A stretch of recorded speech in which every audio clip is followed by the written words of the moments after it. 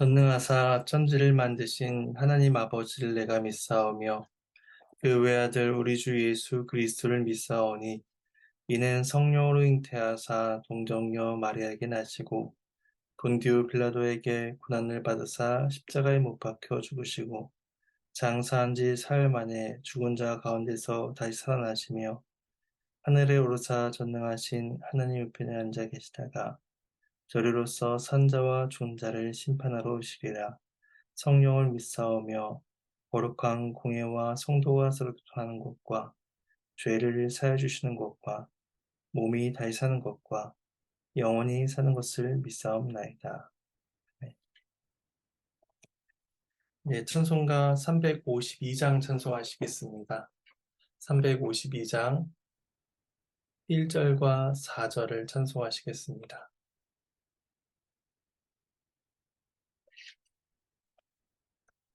352장입니다. 함께 찬송하시겠습니다. 십자가 군병들아 주위에 일어나 기들고 앞서 나가 담대히 싸우라 주께서 승전하고 영광을 얻도록 그 군대 거느리사 이기게 하시네. 십자가 군병들아 주위에 일어나 이날에 접전하고 곧개가 부르라 승전한 군사들은 영생을 얻으며 영광의 주와 함께 왕 노릇하리라. 아멘. 함께 보실 말씀은 열왕기상 2장 26절에서 35절까지의 말씀입니다. 오늘 말씀은 내용을 살펴보는 가운데 봉독하도록 하겠습니다. 말씀을 함께 나누겠습니다. 아도니아는 왕권에 대한 야욕을 버리지 못하고 아비삭을 아내로 요구하였다가 죽임을 당하게 됩니다. 이어진 오늘 본문에서는 아도니아의 측근으로 있던 제사장 아비아달의 직분을 파면하고 군사령관 요압은 처형함으로써 하나님 나라의 공의를 실현하며 새로운 군사령관과 제사장을 세우는 장면이 기록되어 있습니다. 이를 통해 하나님께서는 그의 나라를 견고하게 하시며 또 악한 세력들을 멸하신다라는 사실을 우리에게 보여주십니다. 말씀을 내용을 따라서 살펴보도록 하겠습니다. 첫 번째 단락은 26절에서 27절로 솔로몬이 제사장 아비아달을 파면하다입니다. 제가 말씀을 봉독하도록 하겠습니다. 왕이 제사장 아비아달에게 이르되 네 고향 아나돗으로 가라. 너는 마땅히 죽을 자이로되 네가 네 아버지 다윗 앞에서 주 여호와의 궤를 메었고 또 내 아버지가 모든 환난을 받을 때에 너도 환난을 받았은즉 내가 오늘 너를 죽이지 아니하노라 하고 아비아달을 쫓아내어 여호와의 제사장 직분을 파면하니 여호와께서 실로에서 엘리의 집에 대하여 하신 말씀을 응하게 함이더라. 사실 아비아달은 처형을 당해도 마땅한 자였습니다. 다윗 왕이 노새였지만 왕으로서 존재하고 있었고 아도니아는 왕으로서 임명받은 자가 아니라 스스로 왕이 되고자 한 자였기 때문에 아도니아의 모의에 동참한다라는 것은 역모를 꾸미는 것이었기 때문입니다. 그래서 솔로몬은 아비아달에게 너는 마땅히 죽을 자이로되 라면서 그가 받을 형벌이 사형에 해당한다라고 선고하고 있는 것입니다. 하지만 그를 죽이지 않고 제사장직에서 파면하는 것으로서 솔로몬은 그 형벌을 대신합니다. 이것은 사형을 선고하고 나서 즉각적으로 사면을 선언하는 것과 같았습니다. 더 이상 성소에서 제사장의 역할을 하지 못하고 이제 고향인 아나돗으로 가서 살도록 하는 것입니다. 아나돗은 레위 사람들에게 주어진 성읍이었고 예루살렘에서 약 5km 정도 떨어진 곳으로서 이후에 남유다의 멸망을 목도했던 예레미야 선지자의 고향이기도 합니다. 영모를 꾸몄다는 사실만으로 아비아달은 마땅히 죽을 자였지만 솔로몬은 그를 죽이지 않습니다. 이것은 이후에 전개될 요압과 시므이의 경우와는 매우 대조가 되는 것이었습니다. 요압은 조건 없이 처형을 하였으며 시므이에게는 조건을 걸고 처벌하였기 때문입니다. 솔로몬은 아비아달을 죽이지 않은 이유를 두 가지로 설명을 합니다. 첫 번째는 그가 다윗 앞에서 주 여호와의 언약궤를 메었다라는 것입니다. 과거 다윗이 오베데돔의 집에 있던 언약궤를 다윗성으로 옮길 때에 제사장으로서 아비아달이 그 일에 동참하였으며 또 다윗이 압살롬에게 도망할 때에 다윗의 명에 순종하여서 그는 예루살렘에 남아 법궤를 간수하기도 하였습니다. 하지만 언약궤를 메었다는 것이 단순히 언약궤를 이동시키고 보호했다라는 의미만을 넘어서서 언약궤 앞에서 제사장의 의무를 감당했다라는 것으로서 볼 수 있을 것입니다. 그래서 그가 백성들을 위해서 하나님의 뜻을 구하고 제사를 드리는 등의 일을 수행했다라고 우리는 볼 수가 있을 것입니다. 이것을 첫 번째 이유로 이제 솔로몬이 이야기합니다. 그리고 두 번째 이유로는 그가 다윗의 모든 환란에 동참했다는 것입니다. 그는 다윗이 사울에 의해서 쫓김을 당할 때에 제사장으로서 함께하였으며 압살롬의 반역 때에도 다윗에게 충성하며 그를 도왔던 사람입니다. 솔로몬은 아비아달이 다윗을 위하여 수고하고 있었다라는 점을 들어서 그를 죽이지 않고 형벌을 감해해 주는 것입니다. 사실 영목죄라는 것이 어느 시대에나 용서받지 못할 죄이면서 또 때로는 모든 일족들까지 사형을 당했던 것을 비교해 본다면 솔로몬의 이 판결은 매우 독특하고 자비로운 처우였다라는 것을 생각하게 됩니다. 솔로몬은 죽어 마땅한 자에게 긍휼을 베풀어 살 길을 제시해주고 있는 것입니다. 그리고 성경은 이런 상황을 가리켜서 여호와께서 실로의 제사장이었던 엘리에게 주셨던 그 예언이 성취되는 것이다라고 말씀을 밝히고 있습니다. 사무엘상 2장에서 하나님께서는 엘리와 그의 아들들이 하나님을 멸시하는 것을 지적하시며 엘리 가문에 대한 심판을 선언하셨습니다. 그리고 오늘 본문에서 아비아달이 파면됨으로써 엘리 집안에 대한 여호와의 말씀이 성취되었다라고 말씀해 주고 있습니다. 약 100여 년이 지난 세월 속에서도 하나님 말씀은 하나도 땅에 떨어지지 아니하였고 이제 그대로 성취되고 있는 것입니다. 이어진 두 번째 단락은 28절에서 34절까지로 솔로몬이 군사령관 요압을 처형하다입니다. 제 말씀을 봉독하도록 하겠습니다.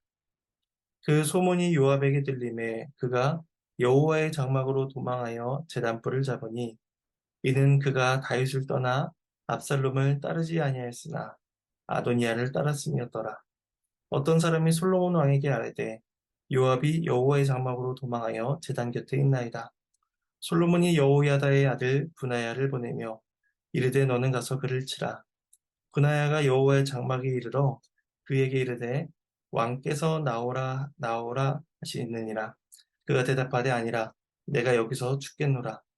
브나야가 돌아가서 왕께 아뢰어 이르되 요압이 이리 내게 대답하더이다. 왕이 이르되 그의 말과 같이 하여 그를 죽여 묻으라. 요압이 까닭 없이 흘린 피를 나와 내 아버지의 집에서 내가 지하리라. 여호와께서 요압의 피를 그의 머리로 돌려보내실 것은 그가 자기보다 의롭고 선한 두 사람을 쳤음이니 곧 이스라엘 군사령관 넬의 아들 아브넬과 유다 군사령관 예델의 아들 아마사를 칼로 죽였음이라. 이 일을 내 아버지 다윗은 알지 못하셨나니 그들의 피는 영영이 요압의 머리와 그의 자손의 머리로 돌아갈지라도 다윗과 그의 자손과 그의 집과 그의 왕위에는 여호와께로 말미암는 평강이 영원히 있으리라. 여호야다의 아들 브나야가 곧 올라가서 그를 쳐 죽임에 그가 광야에 있는 자기의 집에 매장되니라.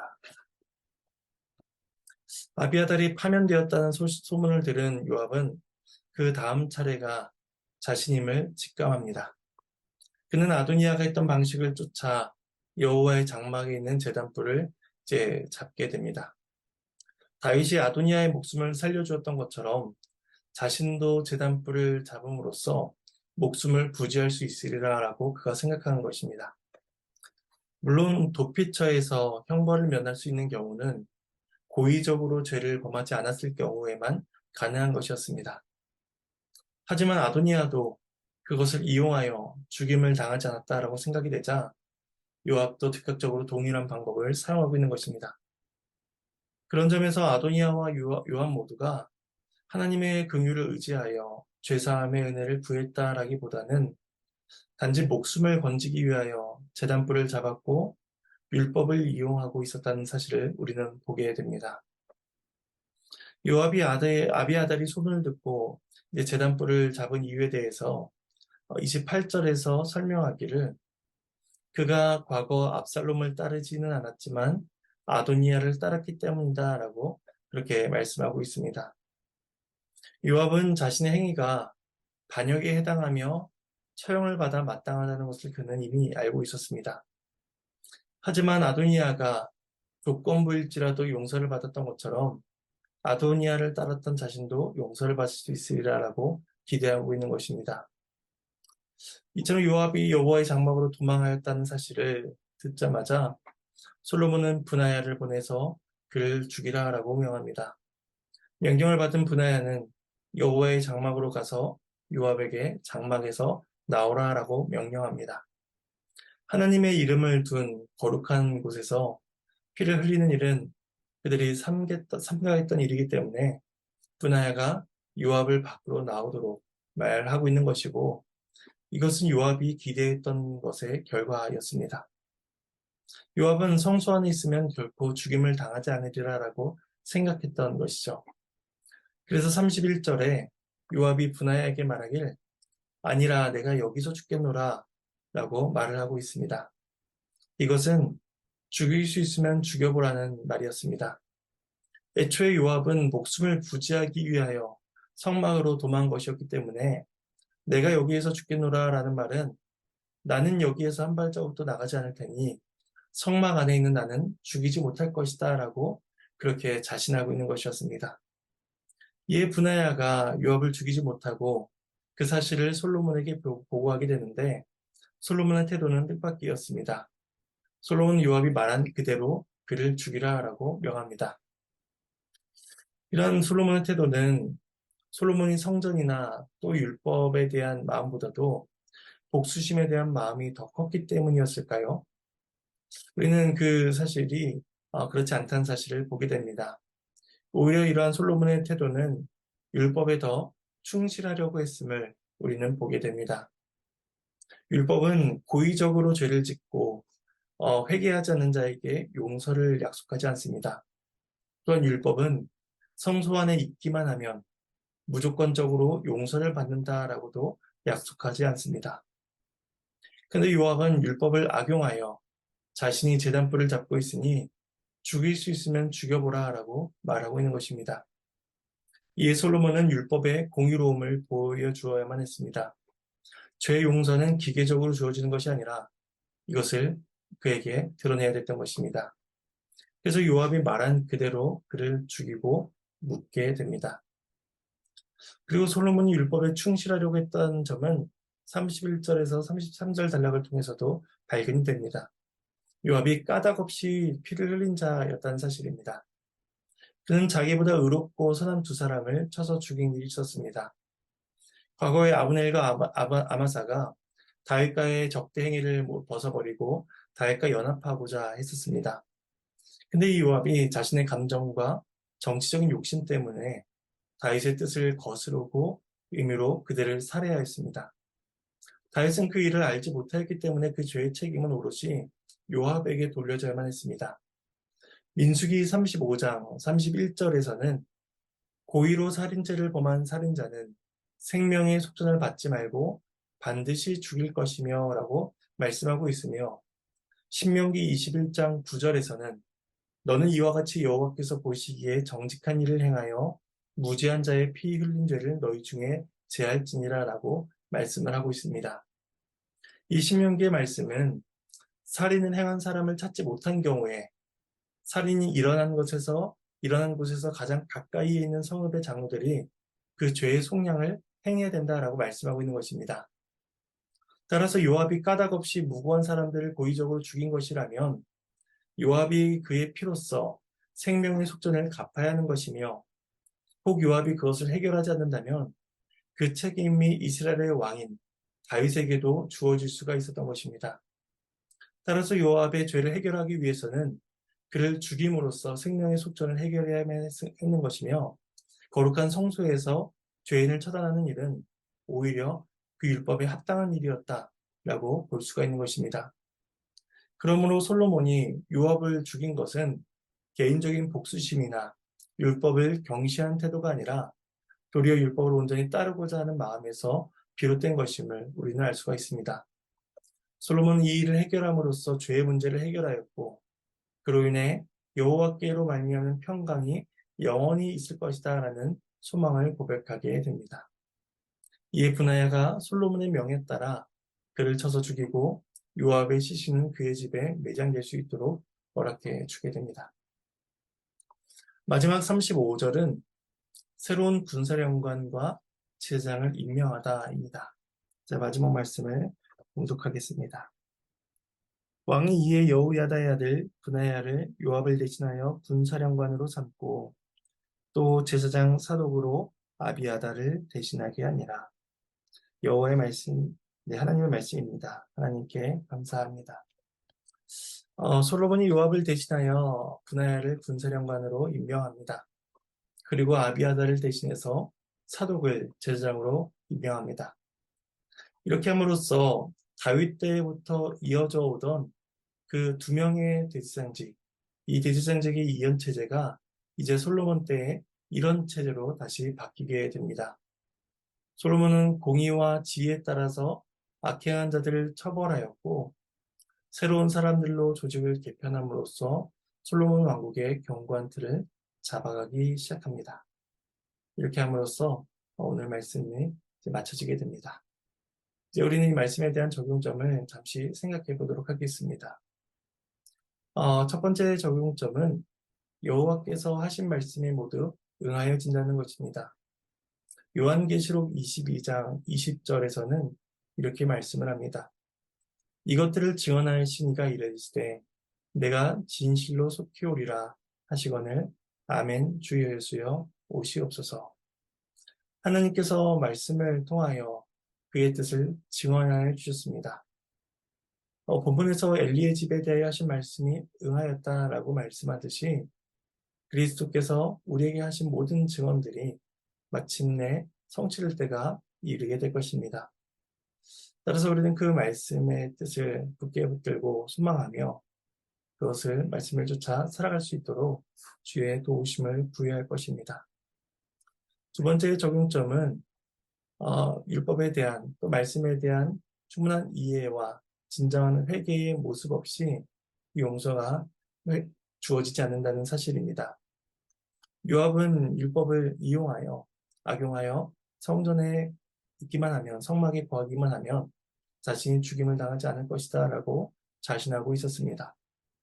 그러나 솔로몬은 그러한 그의 태도를 보면서 도리어 그 성막 안에서 그를 죽임으로써 율법의 성취를, 율법의 공의를 이루어가고 있습니다. 우리가 주의 말씀을 쫓고 주의 말씀을 따르고 사랑한다는 것은 우리가 그 말씀을 진심으로 우리의 말씀으로 고백하고 또 그것을 믿고 따른다는 것을 고백합니다. 단순히 교회 안에 단순히 그것을 문자적으로 따른다는 것이 아니라 그 말씀을 우리의 말씀으로서 받고 순종하는 것을 의미합니다. 따라서 우리가 그 말씀을 대할 때에 어떻게 대하고 있는지를 우리는 돌아보아야 될 것입니다. 세 번째 적용점은 다윗의 왕위에 약속된 그 여호와께로 말미암는 평강이 이제 우리에게 주어지고 있다는 점입니다. 평강의 왕이신 그리스도께서는 우리를 사망에서 생명으로 옮기셨으며 슬픔을 바꾸어 기쁨의 찬송이 고백되게 하셨습니다. 따라서 주께서 주시는 위로와 평강이 우리의 삶에 관념적으로 그치는 것이 아니라 우리의 심령에서 진심으로 고백될 수 있도록 또 우리가 그 평강과 위로하심 가운데 살아갈 수 있도록 주의 도우심을 구해할 것입니다. 솔로몬보다 더 크신 그리스도의 복된 통치 가운데 살아가는 저와 여러분이 되기를 간절히 소망합니다. 제가 잠시 말씀에 적용 기도를 하겠습니다. 하나님의 은혜에 감사를 드립니다. 오늘도 말씀을 통하여서 주의 뜻과 교훈을 생각해 보게 하심에 감사를 드립니다. 주께서 하신 말씀이 반드시 성취되며 이루어진다는 사실을 기억하면서 오늘날 우리에게 주시는 주의 그 복음의 말씀을 우리가 굳게 붙들게 하여 주시옵소서. 주께서 다시 오실 그날을 소망하며 살아가는 우리가 될 수 있도록 도와주시옵고, 그 신자의 삶을 살아가는 동안 말씀을 문자적으로만 우리가 피상적으로 생각하는 것이 아니라 그 말씀을 진심으로 우리의 삶에 담고 순종하며 살아갈 수 있도록 도와주시옵소서. 날마다 살아가는 우리의 삶 가운데 어려움과 낙심과 여러 가지 고난들이 있지만 평강의 주께서 우리에게 주시는 위로와 소망을 우리가 누리기를 간절히 소망합니다. 주께서 우리의 마음을 붙들어 주시고 주께서 우리의 영혼을 굳게 견고히 붙들어 주시기를 간절히 소망합니다. 오늘 하루도 그리스도의 왕 되신 통치를 누리며 살아가기를 간절히 구하옵고, 이 모든 말씀 예수님의 이름으로 기도드립니다. 아멘. 네, 주님께서 가르치신 기도로 마치도록 하겠습니다. 하늘에 계신 우리 아버지여, 이름이 거룩히 여김을 받으시오며 나라가 임하시오며 뜻이 하늘에서 이루어진 것 같이 땅에서도 이루어지리이다. 오늘 우리에게 일용할 양식을 주시옵고 우리가 우리에게 죄진 자를 사하여 준 것 같이 우리의 죄를 사하여 주시옵고 우리를 시험에 들게 하지 마시옵고 다만 악에서 구하시옵소서. 나라와 권세와 영광이 아버지께 영원히 싸움나이다. 아멘.